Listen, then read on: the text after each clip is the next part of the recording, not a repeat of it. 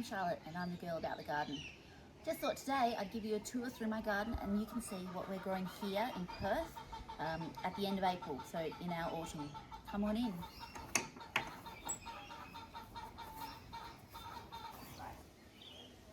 I've got two beds against the fence here, and the fence can be used to grow things up. I've also got this little slightly unfinished arbor here. First up, I've planted some cucumber. It's really late in the season for this, but I happened to find them on sale, and our weather was great, so I thought we'll give it a go. And both of the cucumbers I've got, I'll show you the other one in a minute, they both have got quite a few new fruit growing on them, so it looks like a gamble that paid off. I've got quite a few chilies throughout the garden that were hit really hard with chili thrips, so I'm going to take them out, pot them up, hope for the best over winter, and if I lose them, I'll just have to start new ones. So I honestly can't even remember the varieties. There's about 8 varieties in the garden. Here's the first one. Next up, I've got a couple of different eggplants. So the low one here is a fingerling eggplant, and it grows really little ones. This is about half grown. I actually meant to plant long purple eggplants that sort of grow about that size. I got the wrong seeds. So I'm going to take these ones out and pot them up over winter, make some space for winter greens, see how they go, and probably start some new ones. This one here, I'll definitely keep in situ. This is a Casper eggplant. I've got quite a few of these through the garden, and they grow these beautiful white eggplants that grow to the same sort of size as the regular black ones you find at the shops. Down the end here, I've got a rat-tail radish, which is grown for the pods. You use the seed pods in Thai dishes. I've got a basil that's a little bit straggly, but it's holding on pretty well, and there's a chilli there that just didn't survive the chili thrips. On this side of the garden, I've got 2 butternut pumpkin vines. They're in a really bad way. The milky mildew has hit really hard. They've started to die off because the season's coming to an end, but I've got 3 on the vines here that haven't quite ripened, so I'm just trying to keep them all the way through until I get those as ripe as possible. Here I've got a white cherry tomato. I planted this with all the rest of my tomatoes this year, but all of my tomatoes were hit really badly with red spider mite, and I lost all of them. This one I cut right back to the start. I sprayed it really heavily, and it's just grown back brilliantly. And as you can see, I've got quite a lot of cherry tomatoes starting off on it. And the great thing about this one is that it's got white fruit, so pests like birds and rats don't tend to notice it's ripe and eat it. I've also got 2 capsicums here in the middle of this bed that are not doing so well. They again have been hit by chili thrip, and I'm probably going to take them out, pot them up over winter, and see if they make it. In this bed, I've got a loofah which I planted a little bit late.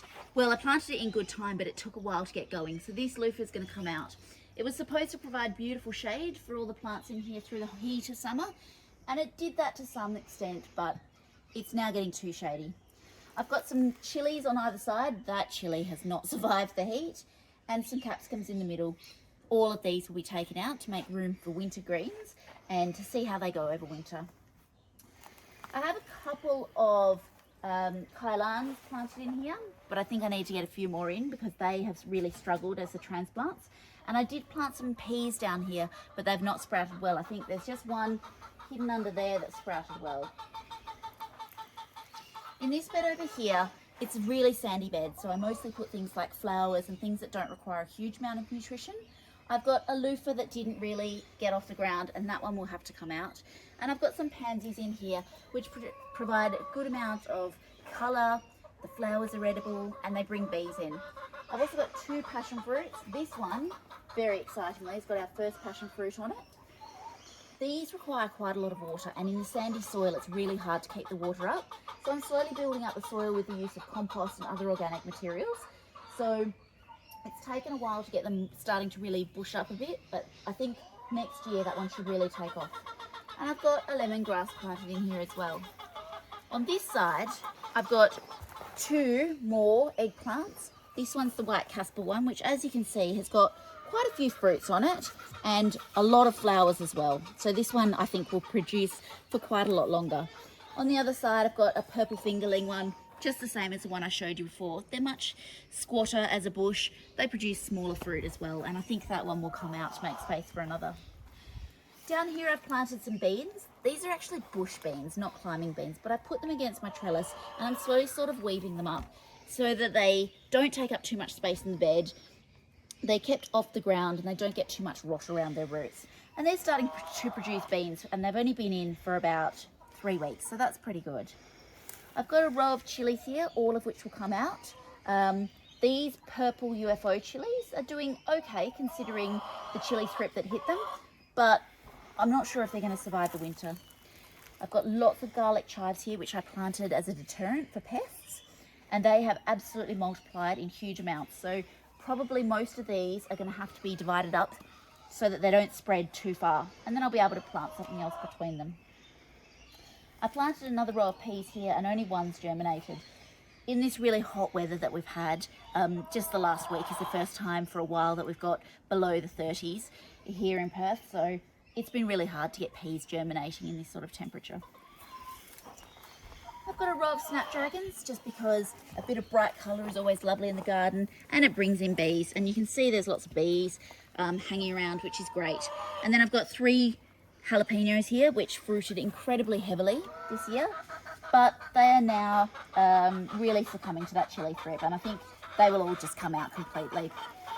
And then finally, I did have a pumpkin vine here, but this which grew over the top here, but that pumpkin vine succumbed to the heat.